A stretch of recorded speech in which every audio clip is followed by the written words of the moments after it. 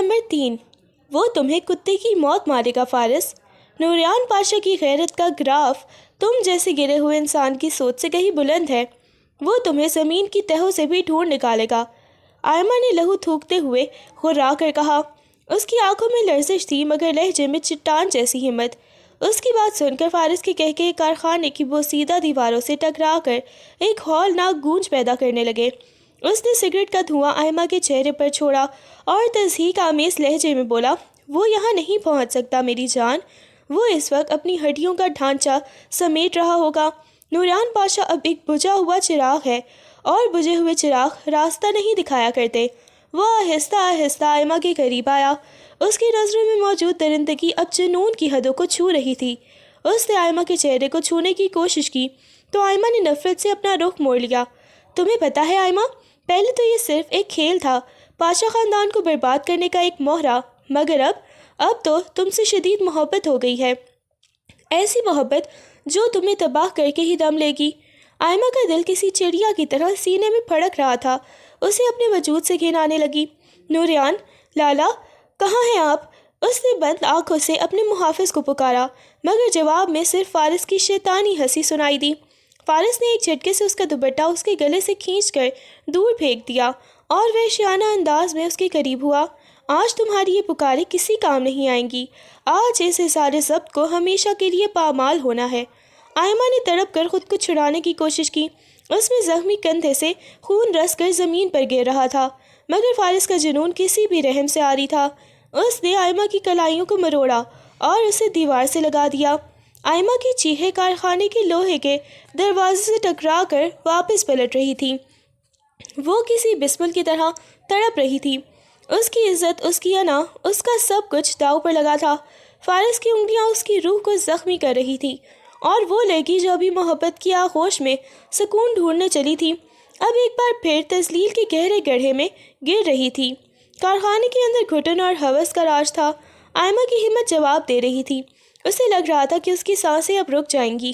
فارس نے اس کے چہرے کو اپنے ہاتھوں میں بھینچا، اس کا لمس کسی زہریلے ناک کی طرح آئمہ کے پور پور میں زہر بھر رہا تھا۔ چیخو آئمہ، جتنا چیخ سکتی ہو چیخو، آج تمہاری عصمت کا جنازہ اس مٹی پر اٹھے گا جہاں پاشا خاندان کا غرور دفن ہوگا۔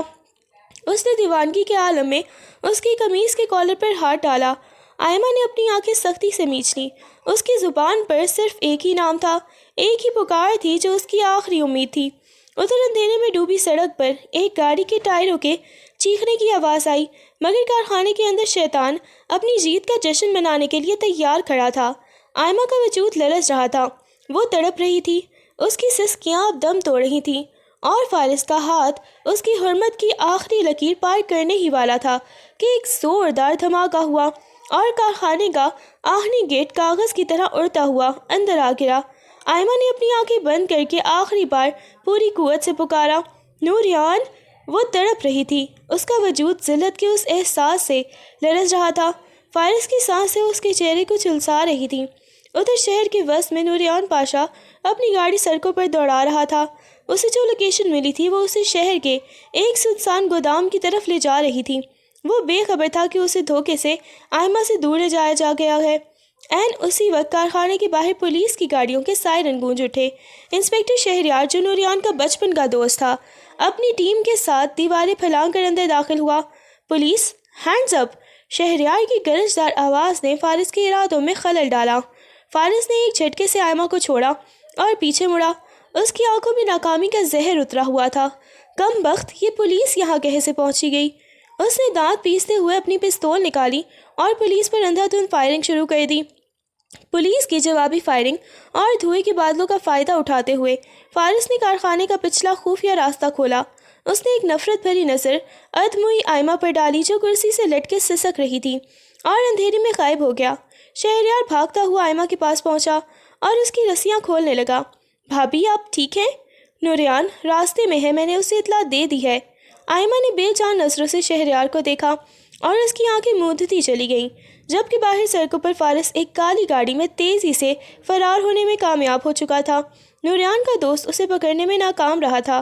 شہریار نے تیزی سے اپنے کندھوں پر پڑی چادر اتاری اور کرسی پر ڈھیر نیم بے ہوش آئمہ کے وجود کو ڈھانپ دیا، جس کا لباس فارس کی درندگی کی گواہ دے رہا تھا۔ آئمہ کی آنکھیں اد کھلی تھیں مگر ان میں کوئی زندگی باقی نہ تھی۔ وہ صرف ایک ہی نام دہرا رہی تھی، نوریان۔ شہریار کا دل بھی اپنی بھابھی کی یہ حالت دیکھ کر خون کے آنسو رو رہا تھا۔ اس نے فوراً لیڈی کانسٹیبل کو اشارہ کیا، جنہوں نے نہایت احتیاط سے آئمہ کو سہارا دے کر گاڑی کی پچھلی نشست پر لٹایا۔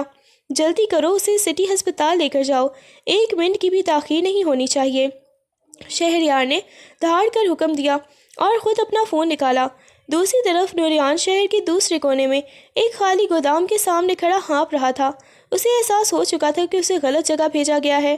اسی لمحے اس کا فون بجا۔ اسکرین پر شہریار کا نام دیکھ کر اس کے ہاتھ لرزنے لگے۔ شہریار بولو، وہ کہاں ہے؟ نوریان کی آواز میں چھپی وحشت اور خوف صاف سنائی دے رہا تھا۔ شہریار نے ایک لمبی اور بوجھل سانس لی۔ اس کی نظریں ابھی بھی ہسپتال کی طرف تیزی سے جاتی ایمبولینس پر تھیں۔ نوریان، وہ مل گئی ہے، ہم اسے سٹی ہسپتال لے کر جا رہے ہیں، تم بس وہیں پہنچ جاؤ۔ شہریار نے تفصیل بتانے سے گریز کیا کیونکہ وہ جانتا تھا کہ اگر اس نے آئمہ کی حالت بیان کی تو نوریان جیتے جی ہی مر جائے گا۔ نوریان نے بغیر کچھ کہے فون بند کیا اور اپنی گاڑی کا رخ ہسپتال کی طرف موڑ دیا، جبکہ فارس ابھی پولیس کی پہنچ سے دور اندھیرے راستوں پر اپنی اگلی چال سوچ رہا تھا۔ نوریان نے ہسپتال کے ایمرجنسی وارڈ کے سامنے ایک گاڑی ایک زوردار چیخ کے ساتھ روکی۔ وہ کسی پاگل کی طرح گاڑی سے باہر نکلا۔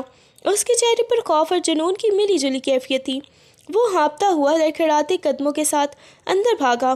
اس کے سفید کرتے پر موجود خون کے دھبے اب خشک ہو کر کالے پڑ چکے تھے، مگر اس کی آنکھوں میں ابھی بھی وہی دہکتی ہوئی آگ باقی تھی۔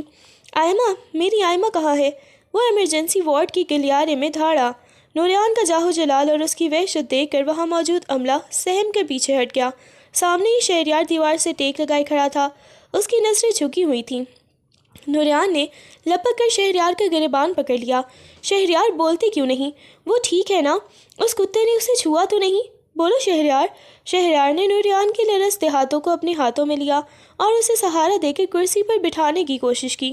نوریان، پرسکون ہو جاؤ، ڈاکٹرز اندر ہیں، وہ اسے ٹریٹمنٹ دے رہے ہیں۔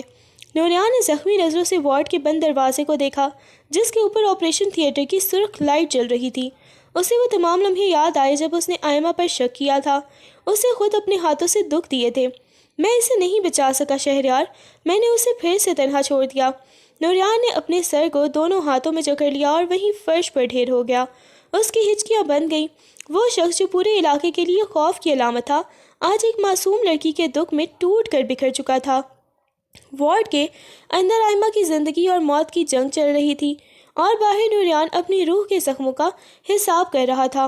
اسے خبر نہیں تھی کہ جب وہ دروازہ کھلے گا تو آئمہ کی نظروں میں اس کے لیے معافی ہوگی یا وہی سرد خاموشی۔ نوریان ابھی فرش پر گرے اپنے آنسوؤں کو جذب کر رہا تھا کہ آپریشن تھیٹر کا دروازہ ایک دم سے کھلا۔ نوریان بجلی کی تیزی سے کھڑا ہوا۔ اس کی آنکھیں اب بھی سرخ تھیں اور سانسیں سینے میں اٹک گئی تھیں۔ سفید کوٹ میں ملبوس لیڈی ڈاکٹر باہر نکلی۔ ان کے چہرے پر موجود تھکن اور افسوس نوریان کے لیے کسی قیامت کا پیش خیمہ تھا۔ ڈاکٹر، کیسی ہے وہ؟ نوریان کا لہجہ اتنا نحیف تھا کہ اسے پہچاننا مشکل تھا۔ ڈاکٹر نے ایک گہری سانس لی اور اپنے ہاتھوں سے دستانے اتارتے ہوئے بوجھل آواز میں کہا، پاشا صاحب، ہم نے اسے طبی لحاظ سے تو اسٹیبل کر دیا ہے، زخموں پر پٹی بھی کر دی ہے، لیکن وہ ایک لمحے کے لیے رکی، جیسے ہمت جمع کر رہی ہوں۔ اس لڑکی کے ساتھ جو ہوا ہے وہ لفظوں میں بیان کرنا مشکل ہے۔ اس پر ذہنی اور جسمانی تشدد کی انتہا کی گئی ہے۔ اسے شدید صدمے ٹراما کی وجہ سے ہوش نہیں آ رہا، اور اگر سچ کہوں تو اس کے وجود پر موجود نشانات اس درندگی کی گواہی دے رہے ہیں جو اس کے ساتھ بند کمرے میں ہوئی ہے۔ نوریان کے پیروں تلے سے زمین نکل گئی۔ کیا مطلب ڈاکٹر؟ کتنا غلط ہوا ہے اس کے ساتھ؟ اس نے ڈاکٹر کے کندھے پکڑ کر جھنجھوڑ ڈالے۔ اس کی آواز میں ایسی دھاڑ تھی کہ پورا ہسپتال لرز اٹھا۔ ڈاکٹر کی آنکھیں نم ہو گئیں۔ اس کے لباس کی حالت، اس کے جسم پر دانتوں اور ناخنوں کے نشانات، اور وہ اندرونی چوٹیں جو اسے دی گئی ہیں۔ نوریان صاحب، اس کی روح تک کو پامال کرنے کی کوشش کی گئی ہے۔ وہ ابھی اس حالت میں نہیں ہے کہ اس کا کسی سے سامنا کر سکے۔ اس کے دماغ نے خود کو ایک ایسے حصار میں بند کر لیا ہے جہاں سے اسے واپس لانا اب صرف آپ کی محبت کے بس میں ہے، ورنہ وہ جیتے جی مر چکی ہے۔ نوریان نے جیسے ہی یہ سنا، اس کا ہاتھ دیوار سے جا ٹکرایا۔ خون کی اپنی مٹھی سے رسنے لگا، مگر اسے درد محسوس نہیں ہو رہا تھا۔ اسے فارس کی وہ الفاظ یاد آئے، آج اس حصار ضبط کو ہمیشہ کے لیے پامال ہونا ہے۔ وہ دھاڑی مار مار کر رونے لگا۔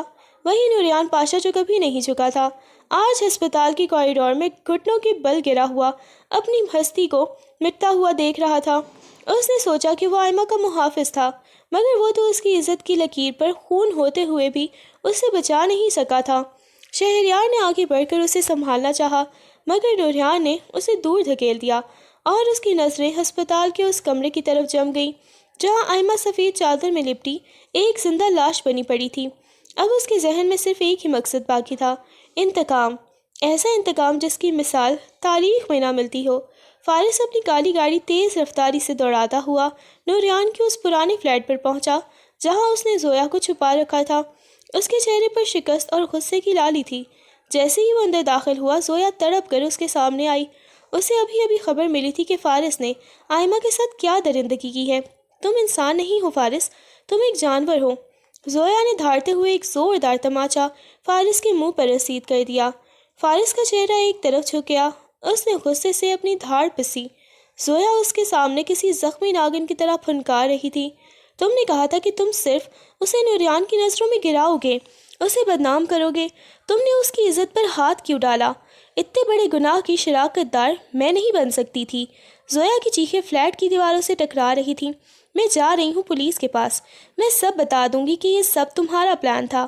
میں اب مزید خاموش نہیں رہوں گی۔ اس نے جیسے ہی مڑ کر فون اٹھانا چاہا، فارس نے درندگی سے اس کے بال جکڑے اور اسے ایک جھٹکے سے صوفے پر پٹک دیا۔ بکواس بند کرو زویا۔ فارس اس کے اوپر جھکا، اس کی آنکھیں خون خوار ہو رہی تھیں۔ اب تم ستی ساوتری بننے کا ناٹک مت کرو۔ تمہیں یاد ہے نا تم نے یہ سب کیوں کیا تھا؟ تمہیں بھی تو وہی نوریان پاشا چاہیے تھا نا جس کی نظروں میں آئمہ کو تم نے گرایا تھا۔ اگر وہ بد کردار ثابت ہوتی تو نوریان تمہارے پاس آتا، یہ تمہاری بھی ضرورت تھی۔ فارس نے اس کا جبڑا اپنی مضبوط گرفت میں لیا۔ اب اگر تم پولیس کے پاس گئی تو یاد رکھنا اس گناہ کے جھیٹے میں تم بھی اتنی ہی پڑیں گی جتنے مجھ پر۔ تم اب اس دلدل کا حصہ ہو اور اس سے باہر نکلنے کا راستہ صرف قبر کی طرف جاتا ہے۔ زویا کا پورا وجود کانپنے لگا۔ وہ جس نوریان کو پانے کی کوشش میں اس حد تک گری تھی، آج اسے احساس ہو رہا تھا کہ اس نے اپنی روح کا سودا ایک شیطان سے کر لیا تھا۔ فارس نے زویا کے جبڑے پر اپنی گرفت اتنی سخت کر دی کہ اس کی آنکھوں سے تکلیف کے ماروں آنسو نکلنے لگے۔ اس نے اپنا چہرہ زویا کے کان کے قریب کیا اور نہایت صفاقانہ لہجے میں سرگوشی کی۔ پولیس کے پاس جانے کا خیال بھی ذہن سے نکال دو زویا۔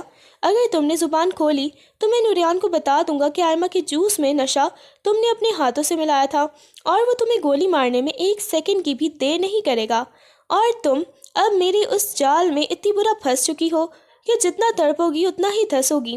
اس نے ایک جھٹکے سے زویا کو پیچھے دھکیلا جس سے وہ بے دم ہو کر فرش پر جا گری۔ فارس نے اپنی قمیض کے کف درست کیے اور جاتے جاتے مڑ کر اسے ایک آخری ہولناک نگاہ سے دیکھا۔ اپنا یہ رونے دھونے کا ڈرامہ بند کرو اور اس فلیٹ کو فوراً خالی کر دو۔ نوریان پاگل ہو چکا ہے، وہ یہاں کسی بھی وقت پہنچ سکتا ہے۔ اگر تم یہاں ملی تو وہ تمہیں زندہ جلا دے گا اور تمہیں بچانے نہیں آؤں گا میں۔ فارس نے ایک زوردار ٹھوکر دروازے کو ماری اور طوفانی انداز میں وہاں سے نکل گیا۔ اسے اب شہر چھوڑ کر روپوش ہو جانا تھا، کیونکہ اسے معلوم تھا کہ نوریان پاشا اب ایک زخمی شیر ہے جو شکار کیے بغیر چین سے نہیں بیٹھے گا۔ پیچھے فلیٹ کے سناٹے میں زویا کی سسکیاں گونج رہی تھیں۔ اسے سمجھ آ رہا تھا کہ نوریان کو پانے کی ہوس نے اسے ایک ایسے موڑ پر لا کھڑا کیا ہے جہاں اب صرف موت اس کا مقدر لگ رہی تھی۔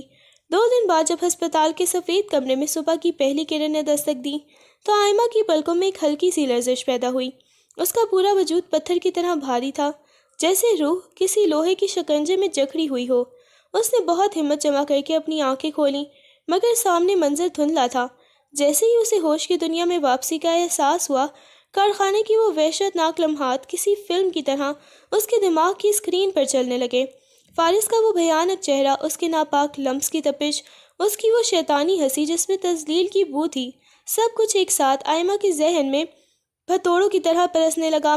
اسے وہ درندگی یاد آئی جب فارس نے اس کے بال جکڑ کر اسے دیوار سے لگایا تھا اور اس کی گردن کے پاس جھک کر سرگوشی کی تھی کہ آج تمہیں کوئی نہیں بچائے گا۔ آئمہ کا سانس اچانک رکنے لگا۔ اسے لگا جیسے فارس اب بھی وہیں کھڑا ہے، اس کے قریب، اس کی سانسوں میں زہر گھول رہا ہے۔ نہیں، دور رہو مجھ سے نوریان۔ آئمہ کے لبوں سے ایک گھٹی ہوئی چیخ نکلی۔ اس نے ہذیانی انداز میں اپنے دونوں ہاتھ اپنے جسم پر لپیٹ لیے، جیسے وہ اب بھی خود کو اس درندے سے بچانے کی کوشش کر رہی ہو۔ اس کی آنکھیں وحشت سے پھیل گئی تھیں اور وہ بیڈ پر پیچھے کی طرف ہٹنے لگی، حالانکہ وہاں کوئی نہیں تھا سوائے نوریان کے۔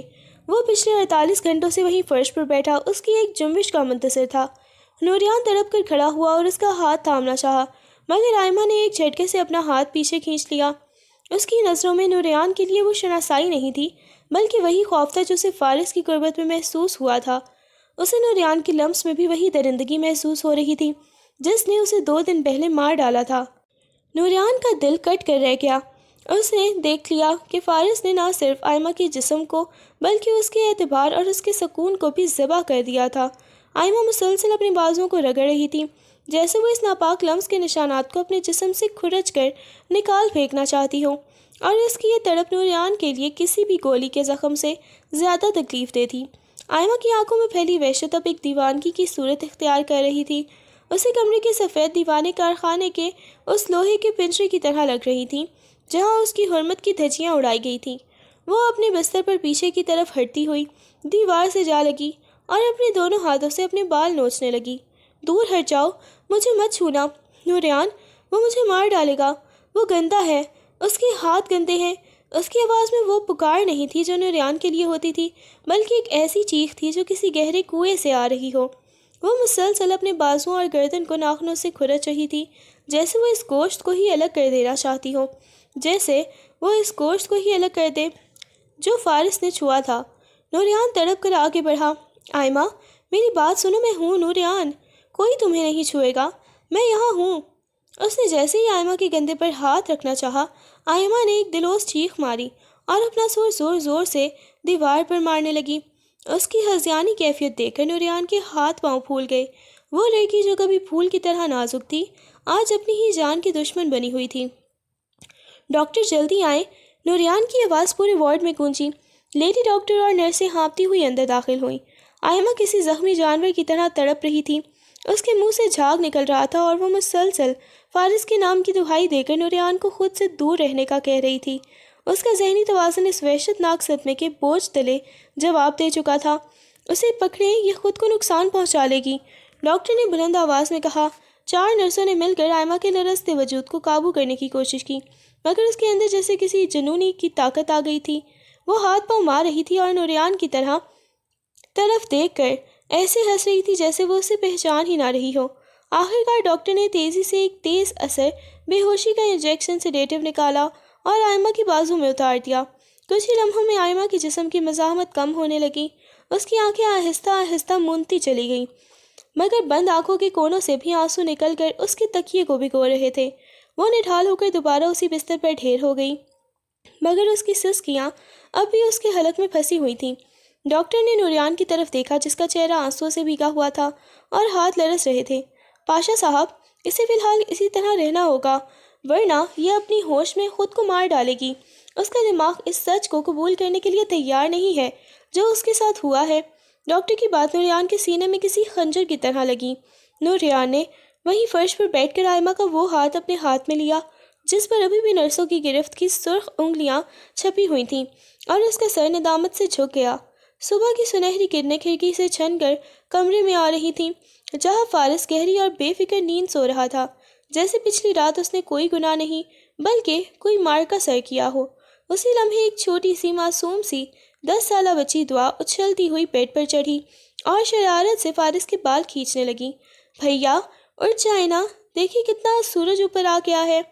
دعا کی کھنکھناتی آواز نے فارس کے چہرے پر ایک نرم مسکراہٹ بکھیر دی۔ وہ فارس جسے دنیا ایک درندے کے روپ میں جانتی تھی، اپنی اس چھوٹی بہن کے لیے ایک نہایت ہی شفیق بھائی تھا۔ اس نے نیم آنکھوں سے دعا کو دیکھا اور اسے اپنی باہوں میں حصار میں بھر کر اس کے ماتھے پر پیار کیا۔ میری گڑیا اتنی جلدی اٹھ گئی؟ فارس نے اس سے گدگدی کرتے ہوئے پوچھا تو کمرہ دعا کی معصوم قہقہوں سے گونج اٹھا۔ ابھی وہ دونوں ہنس ہی رہے تھے کہ کمرے کا دروازہ ایک دھماکے سے کھلا۔ فارس کی ماں زبیدہ بیگم اندر داخل ہوئیں۔ مگر ان کے چہرے پر ممتا کی وہ چمک نہیں تھی جو ہمیشہ ہوا کرتی تھی۔ ان کی آنکھیں سرخ تھیں اور ہاتھ لرز رہے تھے، جیسے ان کے پیروں تلے سے کسی نے زمین کھینچ لی ہو۔ دعا نیچے جاؤ بیٹا، مجھے تمہارے بھائی سے کچھ ضروری بات کرنی ہے۔ زبیدہ بیگم کی آواز میں ایسی سردی اور سختی تھی کہ دعا کا کہکہا وہیں رک گیا۔ وہ سہم کر بیڈ سے اتر کر اور ایک نظر اپنے بھائی اور پھر ماں کے تنے ہوئے چہرے پر ڈال کر کمرے سے باہر نکل گئی۔ جیسے ہی دروازہ بند ہوا، زبیدہ بیگم چند قدم آگے بڑھی اور حقارت بھری نظروں سے فارس کو دیکھا، جو اب بیڈ پر سیدھا ہو کر بیٹھ گیا تھا۔ فارس، کیا یہ سچ ہے؟ ان کی آواز کانپ رہی تھی۔ فارس نے اطمینان سے سائڈ ٹیبل سے پانی کا گلاس اٹھایا۔ کس بارے میں پوچھ رہی ہیں آپ مما؟ اسی بارے میں جس کی خبریں اب ہواؤں میں اڑ رہی ہیں۔ کیا یہ سچ ہے کہ تم نے پاشا خاندان کی اس معصوم لڑکی کی زندگی برباد کر دی؟ کیا میرے خون میں اتنی درندگی تھی کہ تم نے ایک عورت کی حرمت کا سودا اپنی انا کے لیے کر لیا؟ زبیدہ بیگم نے دھاڑتے ہوئے پوچھا۔ ان کے لہجے میں موجود قرب فارس کے چہرے کی مسکراہٹ کو نگل گیا۔ فارس نے گلاس میز پر پٹکا۔ اس کی آنکھوں میں اب وہی پرانی وحشت لوٹ آئی تھی۔ وہ معصوم نہیں تھی مما، وہ نوریان پاشا کی کمزوری تھی، اور نوریان پاشا کو مٹانے کے لیے اس کی جڑوں پر وار کرنا ضروری تھا۔ لعنت ہے تم پر فارس، لعنت ہے میری اس تربیت پر، زبیدہ بیگم نے تڑپ کر کہا۔ تم نے یہ سوچا کہ تمہاری اپنی بھی ایک چھوٹی بہن ہے؟ کل کو اگر کوئی اس کے ساتھ وہی کرے جو تم نے آئمہ کے ساتھ کیا تو کیا تم زندہ رہ پاؤ گے؟ تم نے صرف اس لڑکی کو نہیں، تم نے مجھے اور اپنی اس معصوم بہن کو بھی جیتے جی مار دیا ہے۔ نوریان پاشا تمہیں نہیں چھوڑے گا، اور سچ تو یہ ہے کہ آج میں اس کے لیے بد دعا بھی نہیں کر سکتی۔ فارس ایک جھٹکے سے کھڑا ہوا۔ نوریان پاشا میرا کچھ نہیں بگاڑ سکتا، وہ اس وقت اپنی بیوی کی لاش کے سرہانے بیٹھ کر رو رہا ہوگا۔ زبیدہ بیگم نے تڑپ کر اسے دیکھا۔ ان کی آنکھوں میں ممتا کی جگہ اب صرف نفرت تھی۔ یاد رکھنا فارس، ظلم جب حد سے بڑھتا ہے تو مٹ جاتا ہے۔ تم نے جس آگ کو ہوا دی ہے وہ سب سے پہلے اس گھر کو جلائے گی۔ وہ یہ کہہ کر کمرے سے باہر نکل گئی۔ پیچھے فارس تنہا کھڑا تھا، جس کے کانوں میں اب بھی اپنی ماں کی بد دعائیں اور دعا کے کہے ایک ساتھ گونج رہے تھے۔ فارس ابھی اپنی ماں کی تلخ باتوں کے سحر میں ہی تھا کہ اچانک پورے بنگلے کا الارم سسٹم پوری قوت سے بجنے لگا۔ فارس نے چونک کر کھڑکی سے باہر دیکھا، مگر وہاں خاموشی تھی۔ ابھی وہ مڑا ہی تھا کہ ایک زوردار دھماکے سے اس کے کمرے کی بالکنی کا شیشہ چورا چورا ہو کر اندر جا گرا۔ دھوئیں اور گرد و غبار کے بادلوں میں سے ایک سایہ نمودار ہوا، جس کے ہاتھ میں کوئی عام پستول نہیں بلکہ ایک جدید اسالٹ رائفل تھی۔ وہ نوریان پاشا نہیں تھا، بلکہ نوریان کا سب سے وفادار اور خاموش محافظ جلال تھا، جیسے نوریان نے ڈیتھ وارنٹ دے کر بھیجا تھا۔ فارس، آج تمہاری بہن کی دعا بھی تمہیں نہیں بچا سکے گی، جلال کی برفانی آواز گونجی۔ فارس نے فوراً صوفے کے پیچھے پناہ لی اور جوابی فائرنگ شروع کر دی، مگر اسے اندازہ نہیں تھا کہ نوریان نے اس بار پولیس کا انتظار نہیں کیا، بلکہ اپنی نجی ڈیتھ اسکواڈ کو اس کے گھر پر اتار دیا ہے۔ اسی دوران نیچے ہال میں ایک اور منظر برپا تھا۔ زبیدہ بیگم اپنی بیٹی دعا کو سینے سے لگائے ایک کونے میں دبکی ہوئی تھی کہ اچانک بنگلے کے مرکزی دروازے کو ایک بختر بند گاڑی نے ٹکر مار کر گرا دیا۔ گاڑی سے کوئی نہیں نکلا، مگر اس کے اوپر لگے اسپیکر سے نوریان کی گرجدار آواز گونجی، جو ہسپتال کے ICU سے براہ راست لائن پر تھا۔ فارس، میں نے تم سے کہا تھا کہ میں تمہیں کتے کی موت ماروں گا، لیکن نہیں، موت تو بہت چھوٹا انعام ہے۔ دیکھو تمہارے گھر کے چاروں طرف میں نے وہ مائکرو چپس نصب کر دی ہیں جو تم نے میری آئمہ کے جسم میں لگائی تھیں۔ آج یہ پورا بنگلہ اسی طرح بیپ کرے گا جیسے میری آئمہ کی سانسیں بیپ کر رہی تھیں۔ فارس کے پیروں تلے سے زمین نکل گئی۔ اس نے دیکھا کہ دیواروں پر لگی گھڑیاں، فانوس اور یہاں تک کہ دعا کے کھلونوں میں بھی سرخ روشنیاں تیزی سے چمک رہی ہیں۔ نوریان نے پورے گھر کو ایک ٹائم بم میں بدل دیا تھا۔ نوریان، میری ماں اور بہن بے گناہ ہیں، انہیں جانے دو، فارس نے بالکنی سے چلا کر کہا۔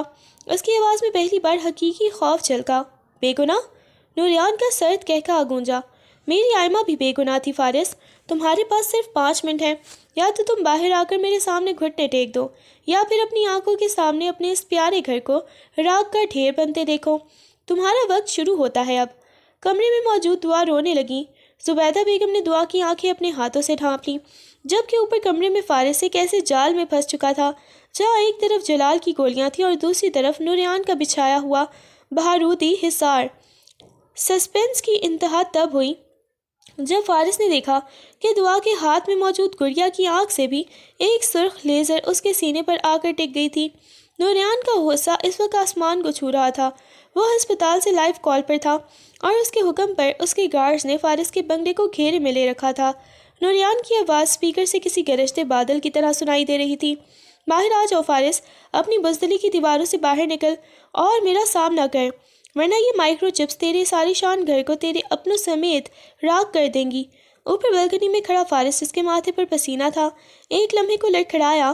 اس نے دیکھا کہ نوریان کے آدمی نیچے پوزیشن لیے کھڑے ہیں اور پولیس کا دور دور تک نام و نشان نہیں۔ فارس نے نیچے آنے کی بجائے اپنی انا کو مقدم رکھا اور نوریان کو للکارتے ہوئے بولا، میں نہیں آؤں گا نوریان پاشا، جو کرنا ہے کر لو، میں تمہارے سامنے نہیں جھکوں گا۔ نوریان کا سرد کہکہا گونجا۔ ٹھیک ہے فارس، تو پھر اب پچھتاوے کے لیے تیار ہو جا۔ نوریان نے اپنے وفادار محافظ جلال کو اشارہ کیا۔ جلال نے ایک جھٹکے سے ہال میں موجود دعا کا بازو جکڑا، وہ معصوم بچی جو اپنی ماں کے پہلو میں دبکی ہوئی تھی، درد اور خوف سے چیخ اٹھی۔ نوریان کی آواز دوبارہ گونجی، مگر اس بار اس میں وہ درندگی تھی جو فارس نے آئمہ کے ساتھ برتی تھی۔ سنو فارس، اب قانون میرا ہے اور فیصلہ بھی میرا۔ تم نیچے نہیں آئے نا، تو اب یہ معصوم دعا میرے قبضے میں ہے۔ جس دن تم خود کو میرے حوالے کرو گے، اسی دن تمہاری بہن بھی صحیح سلامت ملے گی۔ اور یاد رکھنا فارس، جو تم نے میری آئمہ کے ساتھ کیا ہے، وہی سب کچھ اس معصوم کے ساتھ دہراتے ہوئے اب میرے ہاتھ ذرا بھی نہیں کانپیں گے۔ فارس کے پیروں تلے سے زمین نکل گئی۔ نوریان، وہ بچی ہے، اسے چھوڑ دو۔ نوریان، وہ بیلکنی سے پکارتا رہا، مگر نوریان کے دل میں اب رحم کا کوئی خانہ باقی نہیں تھا۔ نوریان کے اشارے پر جلال نے روتی چلاتی دعا کو بالوں سے پکڑ کر گھسیٹا اور باہر کھڑی کالی گاڑی میں ڈال دیا۔ دعا کی چیخیں فضا میں گونج رہی تھیں، بھیا بچائیں، مما! مگر فارس صرف بے بسی سے اوپر کھڑا دیکھتا رہ گیا۔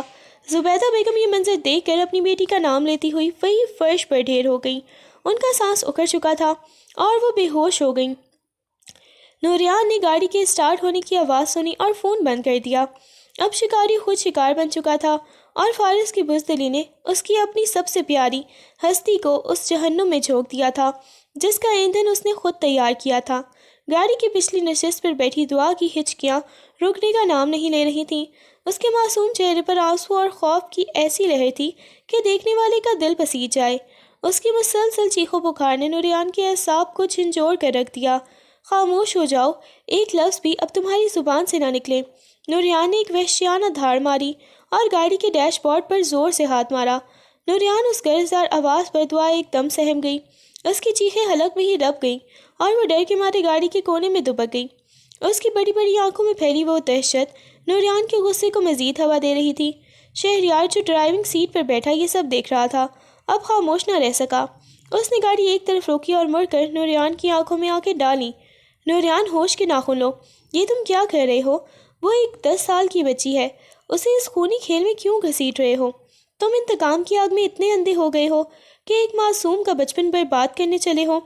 اسے اس سب کے درمیان مت لاؤ۔ نوریان، یہ بے گناہ ہے، تمہارے دامن سے کبھی نہیں دھلے گا یہ گناہ۔ شہریار کا لہجہ تلخ اور سمجھانے والا تھا۔ نوریان نے ایک لمبی سانس لی اور اپنا سر سیٹ سے ٹکا دیا۔ اس کی آنکھوں میں موجود لالی اپنے دامت اور تھکن میں بدلنے لگی تھی۔ اس نے ایک نظر پیچھے بیٹھی سہمتی ہوئی دعا پر ڈالی جو ابھی بھی کانپ رہی تھی۔ شہریار، تمہیں کیا لگتا ہے میں اتنا گر گیا ہوں؟ نوریان کی آواز اب دھیمی مگر بوجھل تھی۔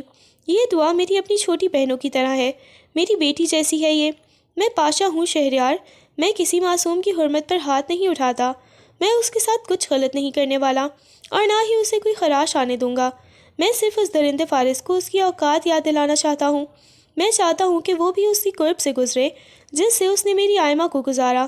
یہ صرف اسے دھمکانے کا ایک طریقہ ہے، ورنہ دعا تو میری اپنی جان ہے۔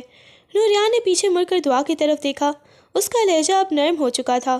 ڈرنے کی ضرورت نہیں ہے دعا بیٹی، میں تمہارا لالا ہوں، تمہیں کچھ نہیں ہوگا۔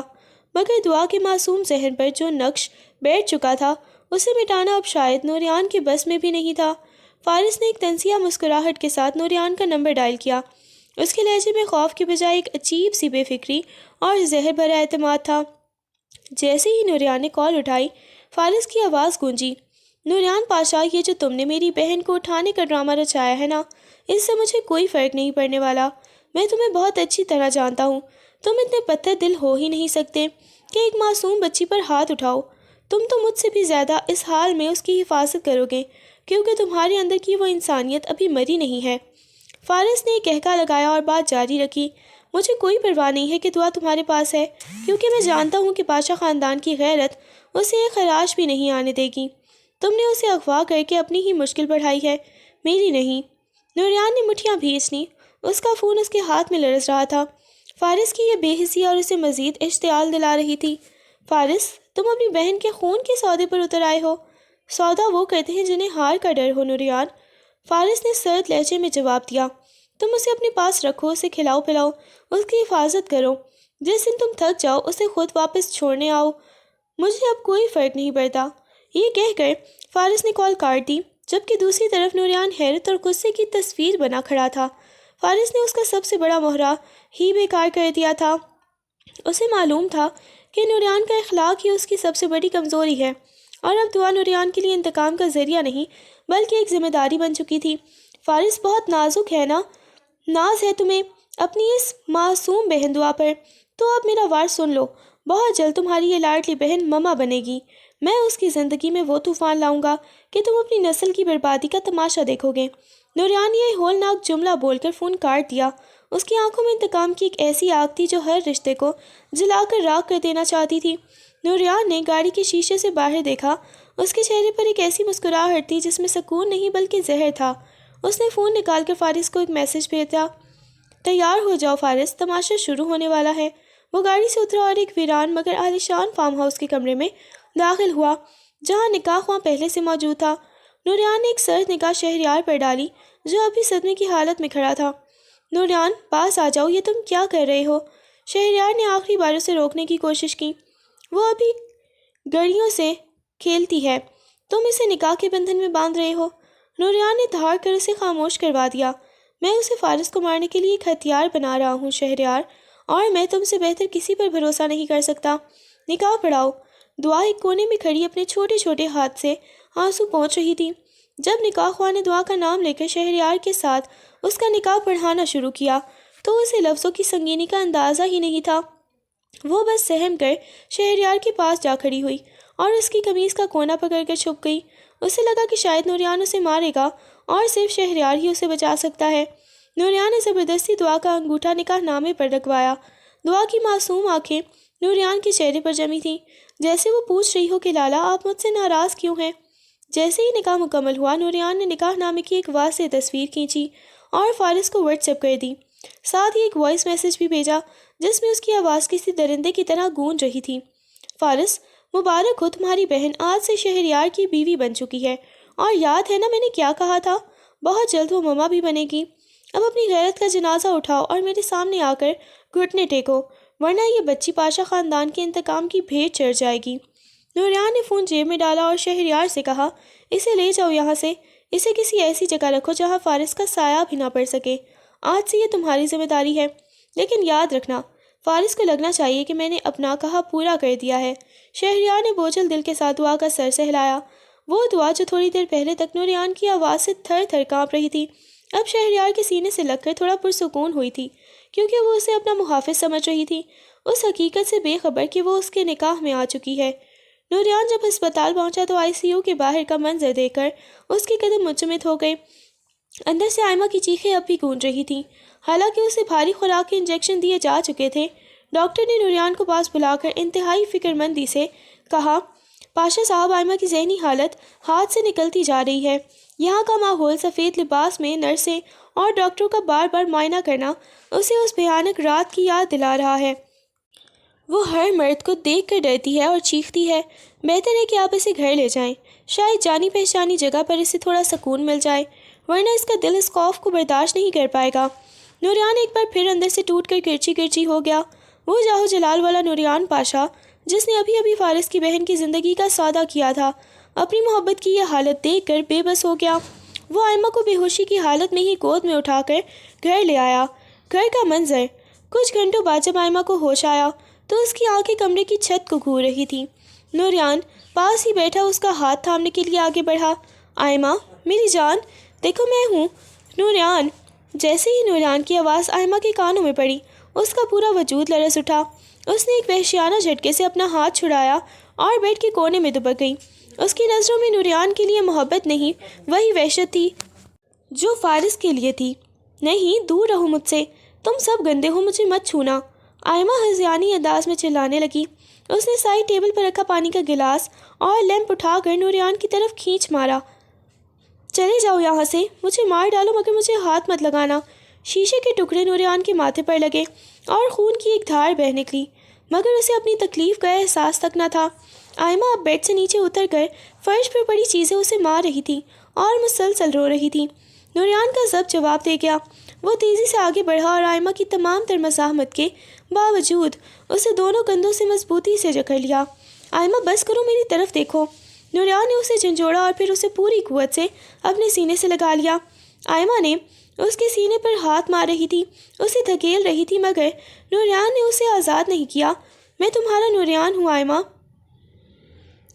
میں نے تمہیں بچا لیا ہے، کوئی تمہیں ہاتھ نہیں لگائے گا، میں اس درندے کو مٹا دوں گا، تم بس پرسکون ہو جاؤ۔ نوریان نے اسے اپنے سینے میں بھینچتے ہوئے خود بھی پھوٹ پھوٹ کر رونے لگا۔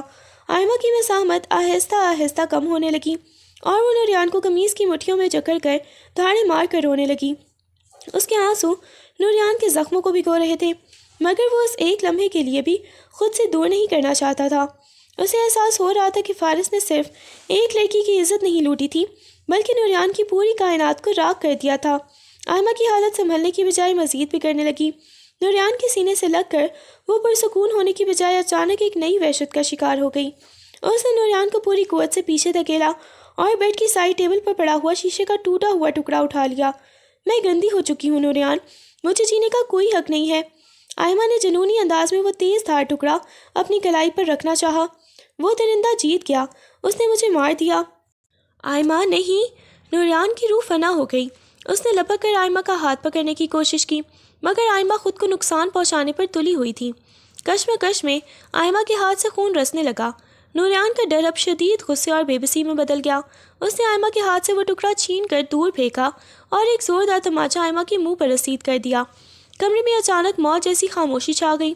آئمہ ساکت ہو گئی، اس کا چہرہ ایک طرف جھک گیا اور وہ پھٹی پھٹی آنکھوں سے نوریان کو دیکھنے لگی۔ پاگل ہو گئی ہو تم؟ نوریان اس کے کندھوں کو پکڑ کر اسے جھنجھوڑنے لگا۔ اس کی آواز دھاڑ بن کر گونجی۔ تمہیں کیا لگتا ہے فارس نے تمہارے جسم کو چھو لیا تو میری محبت ختم ہو گئی؟ آئمہ، میری محبت تمہاری روح سے ہے، تمہارے جسم سے نہیں۔ میں نے اس کائنات کی ہر طاقت سے لڑ کر تمہیں پایا ہے اور تم اس ایک درندے کی وجہ سے خود کو ختم کرنا چاہتی ہو۔ نوریان کی آنکھوں سے آنسو بہہ رہے تھے، مگر لہجے میں غصہ تھا۔ تم کہتی ہو تم پاک نہیں ہو، تم سے زیادہ پاک اس دنیا میں کوئی نہیں ہے۔ تم میری عزت ہو، میری جان ہو۔ اگر تم نے خود کو کچھ کیا تو نوریان پاشا بھی اسی لمحے دم توڑ دے گا۔ کیا تم چاہتی ہو میں مر جاؤں؟ آئمہ نے تڑپ کر نوریان کو دیکھا، اس کے لب کانپ رہے تھے۔ چھوڑ دو مجھے نوریان، میں تمہارے قابل نہیں رہی۔ وہ آوازیں، وہ لمس، وہ مجھے جینے نہیں دیتے۔ میں اب وہ آئمہ نہیں رہی جسے تم جانتے تھے۔ نوریان نے اسے دوبارہ کھینچ کر اپنے سینے سے لگا لیا۔ اس بار اس کی گرفت میں غصہ نہیں بلکہ بے پناہ محبت تھی۔ تم وہی ہو آئمہ، میری آئمہ، میں تمہیں ٹھیک کر دوں گا، میں تمہیں اس اندھیرے سے نکال لاؤں گا، تم بس میرا ساتھ مت چھوڑنا۔ آئمہ اس کے سینے میں سر چھپا کر ہچکیاں لینے لگی، جبکہ نوریان کا دل اندر ہی اندر فارس کے لیے مزید وحشیانہ انتقام کے منصوبے بن رہا تھا۔ آئمہ نے نوریان کی قمیص کو اپنی مٹھیوں میں اس قدر سختی سے جکڑ لیا کہ اس کے ناخن نوریان کے سینے میں چبھنے لگے۔ اس کی ہچکیاں اب الفاظ کی صورت میں ڈھلنے لگی تھیں، جن میں قرب اور التجا کی ایک ایسی تڑپ تھی کہ نوریان کا کلیجہ منہ کو آنے لگا۔ اگر تم سچ کہہ رہے ہو نوریان، اگر میں اب تمہاری وہی آئمہ ہوں۔ اس نے سر اٹھا کر بھیگی آنکھوں اور لرزتے لبوں کے ساتھ نوریان کی آنکھوں میں جھانکا، تو پھر میرے وجود سے اس درندے کا لمس مٹا دو، مجھے پہلے جیسا کر دو نوریان، مجھے اس گندگی سے نکال لو۔ نوریان خاموشی سے اس کی طرف دیکھ رہا تھا، اس کا اپنا دم گھٹ رہا تھا۔ میرے قریب ایسے ہی آؤ جیسے تم پہلے آتے تھے۔ آئمہ کی آواز کسی ٹوٹے ہوئے ساز کی طرح بکھر رہی تھی۔ اپنے لمس میں، اپنی نظروں میں میرے لیے کوئی تبدیلی نہ لانا، مجھے ترسی ہوئی نظروں سے مت دیکھنا، مجھے کسی لاچار کی طرح مت چھونا۔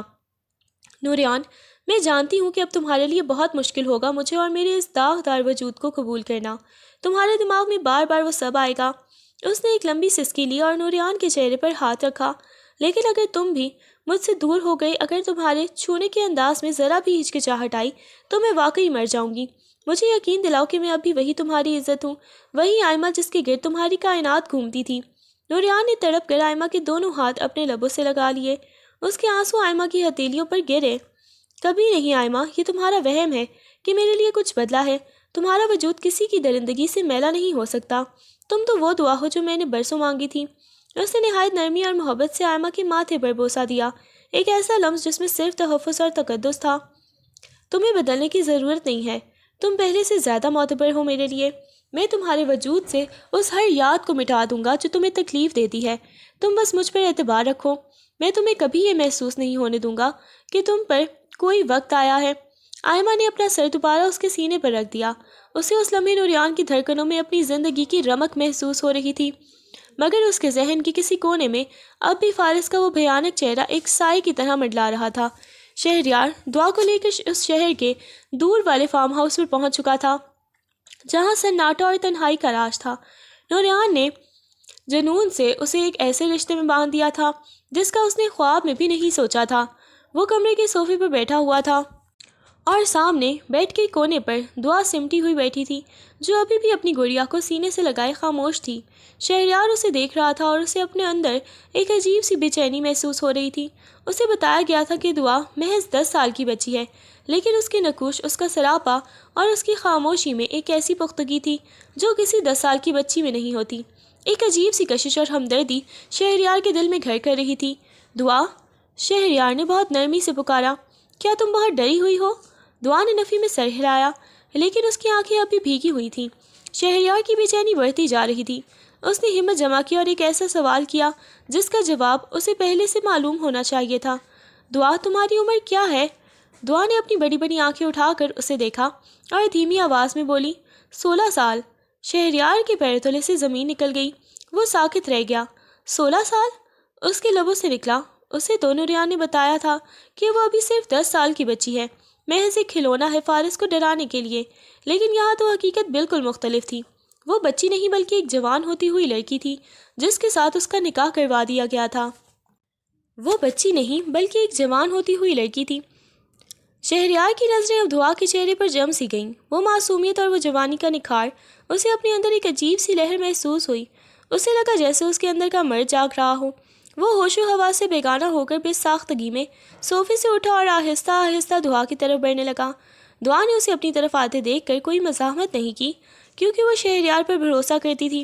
شہریار جیسے ہی اس کے بالکل قریب پہنچا، اسے دعا کی سانسوں کی حدت محسوس ہونے لگی۔ اس نے اپنا ہاتھ اٹھایا اور لرزتے ہوئے دعا کے گالوں پر بکھری زلفوں کو پیچھے ہٹایا۔ اس کا لمس اب ہمدردی والا نہیں تھا، بلکہ اس میں ایک عجیب سی تپش تھی جو دعا کے وجود کو بھی دہلا رہی تھی۔ شہریار دعا کے اتنا قریب آ چکا تھا کہ دونوں کی سانسیں ایک دوسرے سے ٹکرا رہی تھیں۔ دعا بیڈ کی پشت سے لگ کر سامنے ساکت کھڑی تھی، مگر اس کی آنکھیں بند نہیں تھیں۔ ان آنکھوں میں خوف تو تھا، پر کسی قسم کی نفرت یا دوری نہیں تھی۔ شہریار نے جب 16 سالہ کی عمر سنی تو اس کے اندر جیسے سب کچھ طلب ہو گیا ہو۔